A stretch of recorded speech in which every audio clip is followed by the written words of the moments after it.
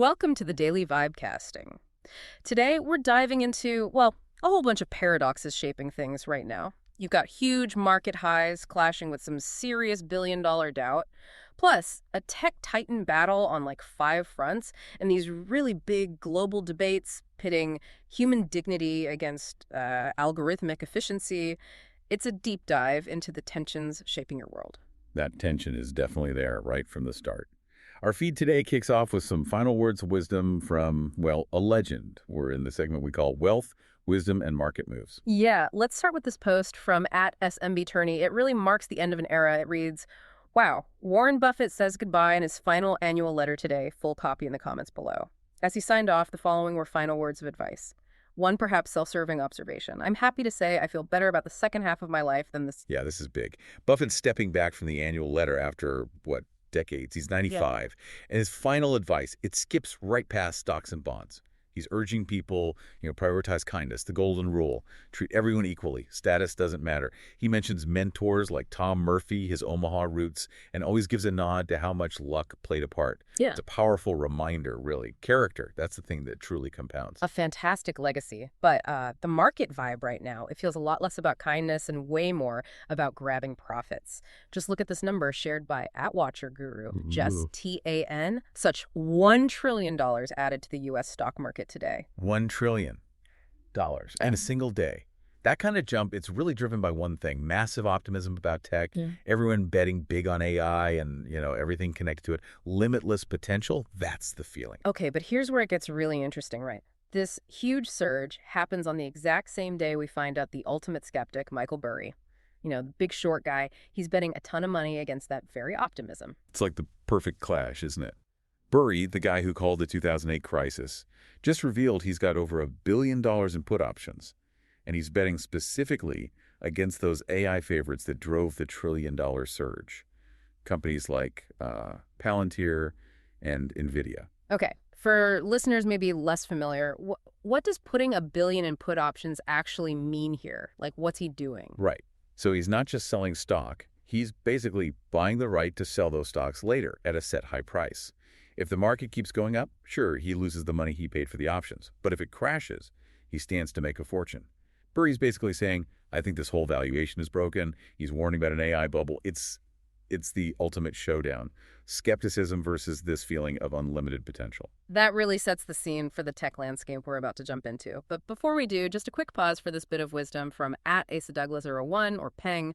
It really fits the whole point of this deep dive. Any money you spend on acquiring knowledge, looking good, smelling good, or eating well is never a waste. Short, simple, and totally nails the idea of investing in yourself. Yeah. Especially, for all of you focused on learning over playing short-term games. Love that.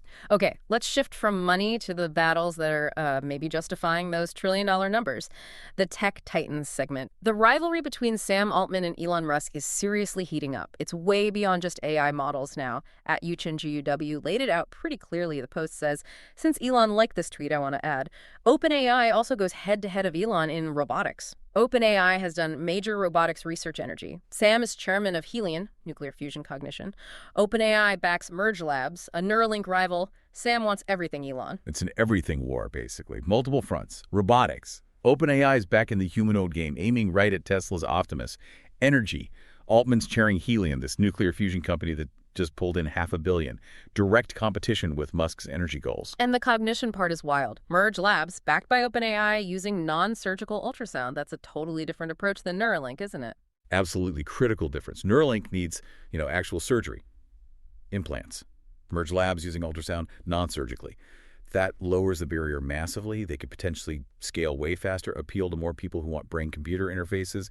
But without the whole surgery risk, it's not just competition. It's like a strategic move to sidestep the whole invasiveness of Neuralink. Meanwhile, one of those titans, Elon Starlink, is kind of quietly changing what global connection even means. Check this from @SeeMeBeDoge. Breaking! SpaceX's cellular Starlink now works on Apple Watches in Canada and Japan, letting you connect directly to satellites even when outside mobile coverage. Partnering with Rogers in Canada and KDDI in Japan, the service supports Apple Watch Series 11, SE3, and Ultra 3. So we're seeing that direct-to-cell beta just explode, right? Beyond T-Mobile in the U.S., now straight onto Apple Watches in Canada and Japan. This just resets the baseline expectation for communication. It's not just for remote places anymore. It's making emergency contact, basic data, something you just expect to have anywhere, ground towers or not.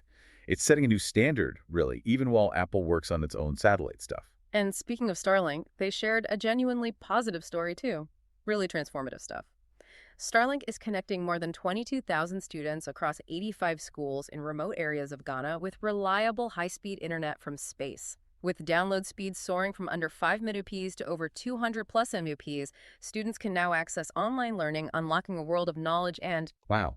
Going from under 5 megabits per second, which is basically unusable for modern learning, to over 200 millisecond in remote schools. That's huge. yeah. Now, studies do show internet access boosts learning, connects kids to resources, but, the replies rightly point out it's not just about the pipe.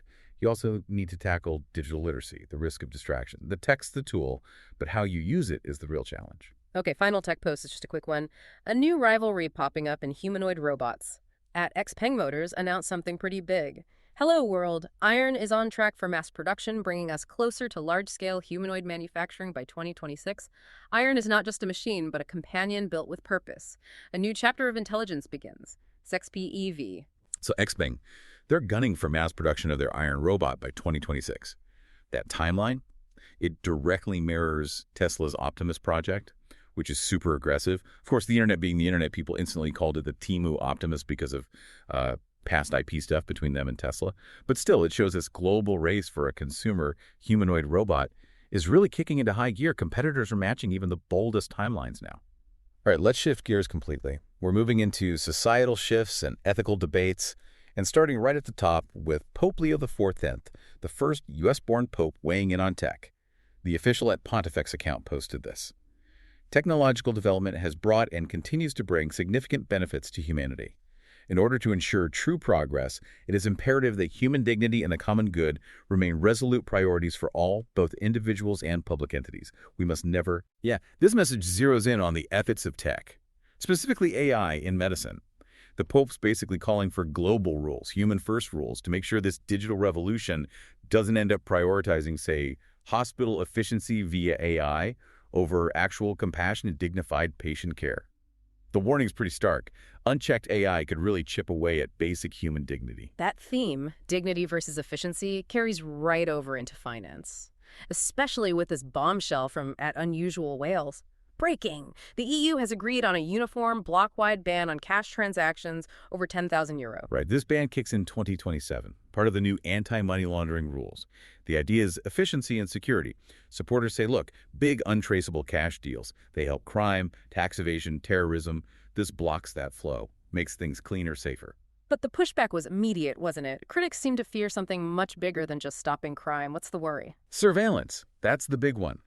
Critics see this as a clear pathway to forcing everyone onto central bank digital currencies, CBDCs. If you get rid of cash for big transactions, the government potentially sees everything, every payment you make over that limit. It removes that layer of anonymity cash provides. So, real fears about state overreach, total financial tracking. It's that classic security versus privacy fight. Really makes you think about how much anonymity you're willing to give up.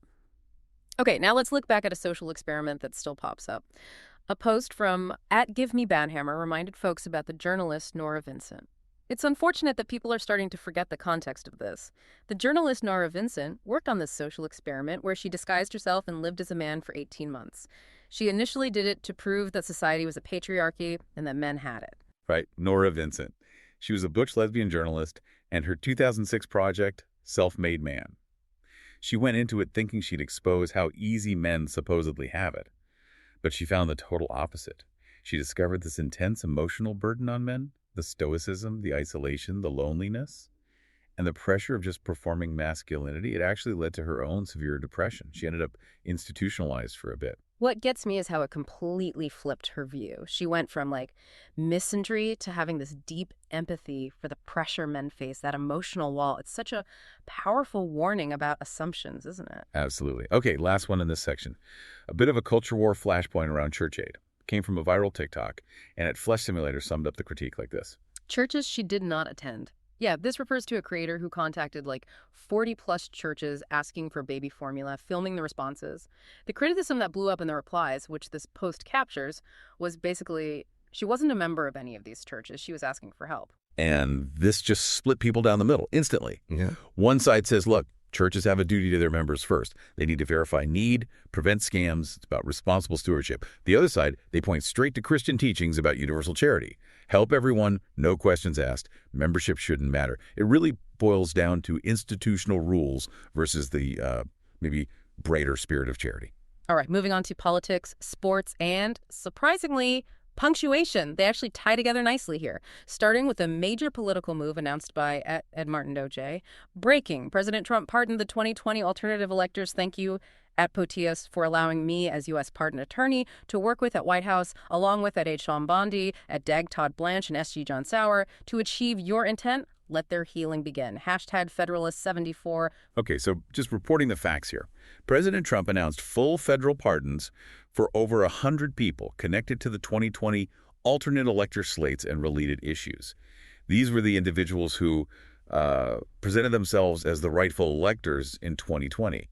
The administration is framing it as a move towards national reconciliation. Yeah, and the reaction, as you'd expect, is completely split down party lines. Supporters see it as fixing politically motivated attacks. Critics see it as pardoning serious actions related to undermining the election. A clear sign of the deep divisions, for sure. Let's pivot hard now to football. A much-needed moment of nostalgia, this one involving Lionel Messi.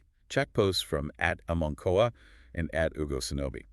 @Amonkoa says, I love Messi Malneri. He made sure all the officials, journalists, and cameramen were gone for the Celta Vigo game. it's such a cool story about legacy, right? Messi apparently asked for private late-night access to Camp Nou while it's being renovated. Just wanted to walk the pitch alone. Led to this viral photo of him just standing there under the lights. Huge nostalgia hit for Barca fans, especially with all the club's recent money troubles. And the replies were gold. At Ugo Sonobi really captured the club situation perfectly, posting, Deco sharply run, go buy diesel, make 'em on Genso. Huh. Yeah, the joke being Deco, the sporting director, had to scramble to fire up the generators just so their greatest ever player could see the stadium. Okay. It just perfectly sums up that messy, but obviously still very emotional connection between Messi and the club. And finally, in this part, just brilliant football banter, targeting London rivals. Perfectly done by the @FIFA2BBC account. Oath. Right. This was a totally made-up but very poetic commentary in the style of Peter Drury, the famous announcer. The fake commentary highlighted all the Chelsea players whose names end in Augusto, Nito, Enzo. And the punchline just twisted the knife right. It used all that poetic language just to dunk on Arsenal for having 0 Champions League titles. Perfect example of how personality, history, and even just creative punctuation can fuel huge engagement around sports rivalries. Masterclass in using the platform. Totally. Okay, final segment. Personal journeys and breakthroughs. Let's start with this amazing contrast. Huge digital wealth funding, real-world conservation. @Pirate Nation posted this. Tim Sweeney, the man behind Fortnite, has bought over 40,000 acres of U.S. wilderness, not to build, but to keep forever wild. The irony is just fantastic, isn't it? The guy who built this massive digital world uses the profits to protect the physical one. Sweeney's been buying up land, mostly in North Carolina and Virginia, specifically to block development, preserve nature. He just donated 7,500 acres recently, basically ensuring a big chunk of American wilderness stays wild, all paid for by, V-Bucks, essentially. Now, for maybe the most literal personal journey today, longevity guy Brian Johnson shared his experience with psilocybin. He posted, okay, here's my trip report from 4.67 grams of magic mushrooms, 24.9 milligrams of psilocybin, the dose used in modern clinical trials. First, the experience was exhilarating, positive in every way. I felt like a kid finding and exploring a new playground. My sensory perception was, Yeah, the interesting part here isn't just, oh, he took mushrooms.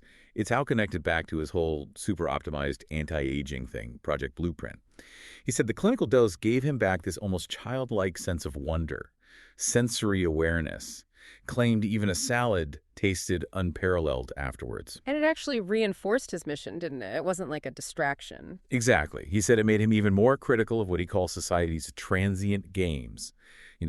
Status, politics, everyday distractions. For him, the trip became another tool, hyper-focusing him back onto his main goal, beating aging.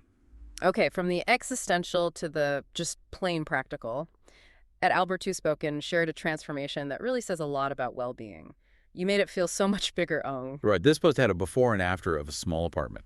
And it's a perfect little case study in interior design psychology, using things like vertical art, layered lighting, It visually just opens up a small space. And that connects directly to studies showing how organized, intentional spaces can genuinely boost your mood, make you feel less cramped, more open.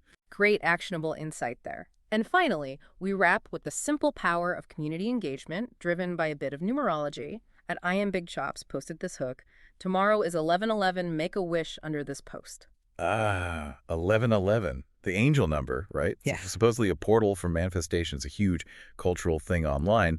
And this post just drew massive replies, people sharing really raw, honest wishes, everything from family healing, getting sober, to like huge financial wins. It's such an easy, low-stakes way to get people talking, sharing vulnerability, all under the banner of a little bit of magical thinking. And that brings us to the end of today's vibe casting deep dive. Wow. We went from Warren Buffett's final words and Michael Burry's billion-dollar doubts, all the way to Starlink connecting Ghana and Tim Sweeney saving forests.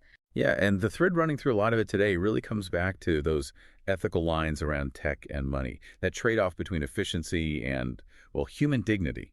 You had Pope Leo IV warning about AI and medicine, prioritizing cost-cutting over care.